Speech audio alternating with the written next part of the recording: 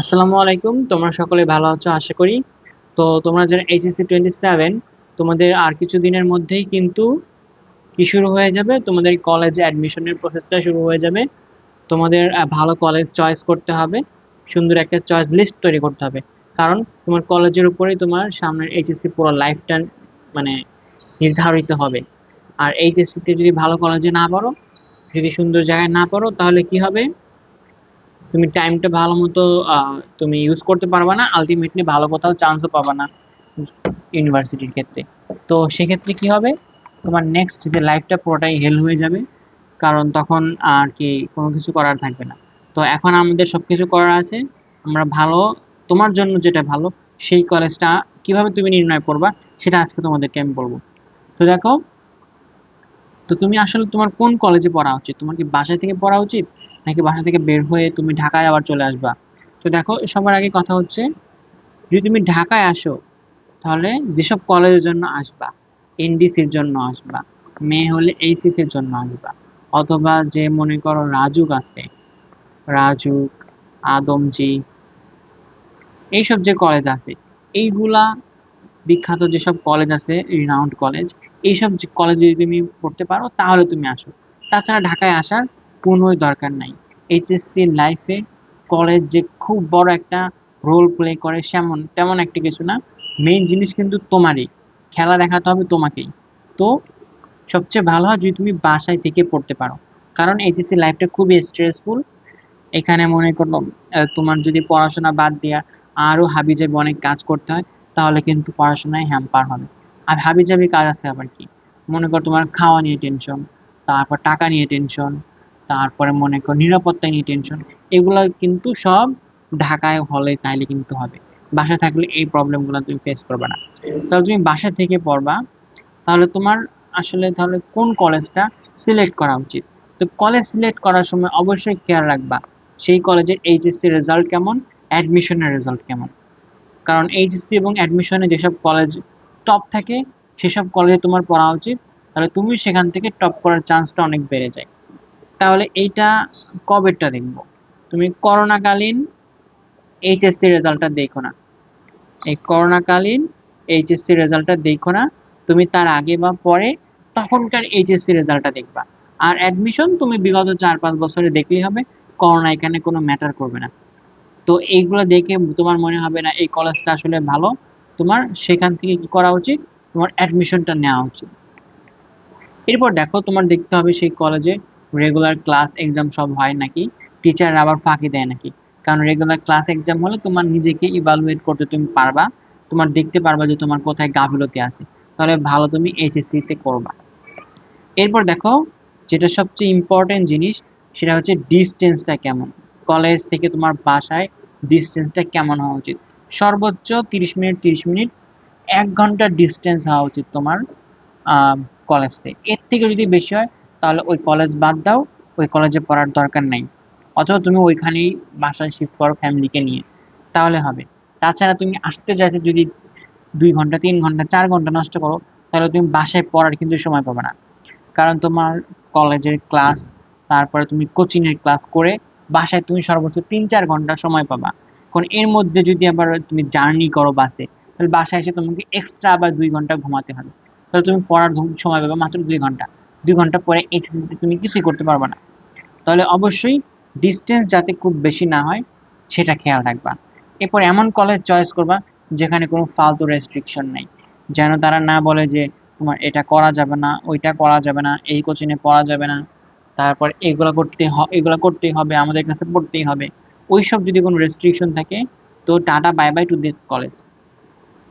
এরপরে যে ব্যাপারটা, সেটা হচ্ছে সরকারিতে পড়বা নাকি বেসরকারিতে পড়বা। এটা নিয়ে আমি বিস্তারিত ভিডিও দিচ্ছি, তোমরা চাইলে সেখান থেকে দেখতে পারো। তুমি শর্ট কথায় বলে দিই, এটা দেখতে হবে তুমি কোন ধরনের স্টুডেন্ট। যদি তুমি মনে করো না, আমি মনে করো একটু আলসি স্টুডেন্ট, আমাকে চাপ দিলে আমি তখন পড়ি, তাছাড়া চাপ না থাকলে, আমার প্রেশার না থাকলে আমি পড়ি না, তাহলে তুমি অবশ্যই কিসে যাবা? বেসরকারিতে যাবা। আর যদি মনে করো না, আমি কলেজ টলেজ ঘুরি না, আমি নিজের মতো নিজে পড়তে পারবো, তাহলে তুমি সরকারি কলেজে আসবা। আর অবশ্যই খরচটাকে খেয়াল রাখবা, কারণ সরকারিতে তো খরচ নেই, কোনো প্যারা নাই। বাট বেসরকারিতে যদি তোমার টাকা পয়সা না থাকে, বেসরকারিতে আসার কোনোই দরকার নাই। শুধু শুধু কি করবা, তোমার মনে করো একটা অতিরিক্ত বোঝা বহন করবা বাবা মায়ের উপরে, তোমার উপরেও। টাকা না দিতে পারলে, ক্লাস করতে না দিলে, পরীক্ষা দিতে না পারলে তোমার মনে করো এইচএসসি লাইফে অনেক বড় হ্যাম্পার হবে। এরপর দেখো, যেটা মোস্ট ইম্পর্টেন্ট সেটা হচ্ছে যে তুমি যেখানেই ভর্তি হও না কেন সেখানে আশেপাশে যাতে ভালো কোচিং থাকে। অনলাইনে হয় বাট অফলাইনটা কিন্তু বেটার। তো দেখবে ভালো কোচিং আছে নাকি আশেপাশে, সেখান থেকে পড়বা। কারণ কলেজে শুধু ক্লাস দিয়ে কিন্তু তোমার এইচএসসি পার হলেও অ্যাডমিশনে তোমার কিন্তু কোনো পারি কিছুই করতে পারবে না। তো শুধু কলেজে ক্লাস ইজ নট এনাফ। তো তোমার যদি টার্গেট থাকে মেডিকেল, তাহলে অবশ্যই কি করবা, তুমি মেডিকেলের কোনো ভাইয়া বা আপু তাদের কাছে অবশ্যই সান্নিধ্য থাকবা, তাদের কাছে পড়বা। তো বায়োকেমিস্ট্রি তাদের কাছে পড়তে পারো। আর যদি বুয়েটে তোমার ইচ্ছা থাকে তাহলে তুমি মনে করো কি বুয়েটের ভাইয়া বা আপু তাদের কাছে পড়বা। তুমি তাদের কাছে ফিজিক্স যা বা ম্যাথ যা আছে এই জিনিসটা পড়ো। আর যদি ডিইউ বা পাবলিক ইউনিভার্সিটি তোমার টার্গেট থাকে, তুমি সেখানে ভাইয়া আপুর কাছে পড়তে পারো, অথবা মেডিকেল বুয়েট থেকে যারা আছে তাদের কাছে পড়তে পারো। এটা অত বেশি পার্থক্য করবে না। তো দেখো এই জিনিসটা আমি কেন বললাম, কারণ তাদের লাইফ এক্সপিরিয়েন্স আছে, রিয়েল লাইফ এক্সপিরিয়েন্স, কিভাবে প্রিপারেশনটা নিতে হবে, এইচএসসি থেকে কিভাবে পড়লে তোমার একদম অ্যাডমিশনে তোমার হেল্প হবে, এটা কিন্তু তারা তোমাকে ভালো বলতে পারবে। এটা মনে করো যে তোমার ক্লাসের যে টিচার, কলেজের যে টিচার, ওনার থেকে কিন্তু এই ছোট ভাইয়া বা আপু যারা আছে তাদের থেকে তারা কিন্তু ভালো বলতে পারবে। তো অবশ্যই ওই জিনিসটা মানে তুমি ট্রাই করবা। তাছাড়া তুমি যে কোচিং সেন্টার আছে সেগুলোতে পড়তে পারো। তো অবশ্যই ভালো কোচিং সেন্টার হতে হবে। এগুলাতে ওরা মনে করো ঘুম ভাঙ কোচিং সেন্টারে পড়ে লাভ নেই, উল্টা হবে তোমার শুধু টাকাই নেবে, দেখবা তুমি কোনো কিছু শিখতে পারতেছো না। তাহলে অবশ্যই তুমি 1 সপ্তাহ 2 সপ্তাহ দেখবা আসলে ওইখানে তোমার কাজ হচ্ছে নাকি, নাকি শুধুই তোমার কলেজে ক্লাসের মতো অল্প একটু পড়ে ছাড়াই দিতে মানে ছেড়ে দিতেছে। তো ওই রকম যদি কোচিং হয় তাহলে তুমি বাদ, ওইখানে পড়ার দরকার নেই।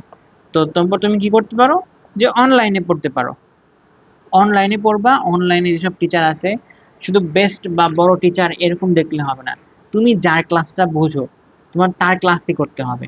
মনে করো তুমি মনে করো তুমি মেডিকেল 1 সেকেন্ড ইয়ার 3rd ইয়ার 4th ইয়ার ভাইয়ের কাছে তুমি ক্লাসগুলো দেখছো, তারটা বুঝতেছো, তুমি তারটা করতে পারো। তোমার এমন না যে না তুমি শুভ্র ভাইয়ের ক্লাস বুঝো না বা তাই তোমার ওইটাই করতে হবে। তোমার মনে করো এরকম আরো তো কত কিছু আছে। তো দেখো এই জিনিসটা অবশ্যই খেয়াল রাখবা। এরপর দেখবা কম্বাইন্ড নাকি সেপারেট, কোনটাই তুমি পড়তে চাও। তো অবশ্যই তোমরা সেপারেটে পড়বা, কারণ কম্বাইন্ডে পড়লে বয়েজ গার্লস মিক্স আছে এখানে, অবশ্যই তোমার মেইন স্ট্রিম বা তোমার যে পড়াশোনা সেখান থেকে একটু ডেভিয়েটেড হইতে পারো। তাহলে এই জিনিসটা যাতে না হয়। এরপর যে লাস্ট লাস্ট যে জিনিসটা খেয়াল রাখবা সেটা হচ্ছে তোমার জিপিএ প্লাস মার্কস, এইটার সাথে মিল রেখে তোমার কলেজটা চয়েস দিতে হবে। যদি তুমি এগুলো মিল রেখে চয়েস না দাও, তোমার 3বার যে চয়েস লিস্ট দেওয়া হবে, তুমি 3বারের একটাতেও তোমার কোনো কলেজই আসবে না। লাস্টে তোমাকে আওড়া তাওড়া কোনো একটা কলেজে পড়তে হবে। তো মনে করো একদম খারাপ একটা অবস্থা হবে, ভ্যালুলেস অবস্থা হবে। তাহলে অবশ্যই জিপিএ এবং মার্ক অনুযায়ী তোমরা দিবা। মনে করো তোমার মার্ক 1150 আসছে, তুমি দিয়ে রাখছো কি, মনে কর তুমি দিয়ে রাখছো আদমজি দিয়ে রাখছো, তারপর মনে করো ঢাকা রেসিডেন্সিয়াল দিয়ে রাখছো। তো ওইখানে কিন্তু মনে করো 1200+ স্টুডেন্ট, তারাই দিয়ে অনেকে পায় না। তাহলে অবশ্যই কি করবা, নিজের জিপিএ এবং মার্ক অনুযায়ী তোমরা কলেজের চয়েস লিস্ট থেকে তুমি করবা। So that's it. তো অল্প কথাই বললাম, আর বেশি কিছু বলবো না।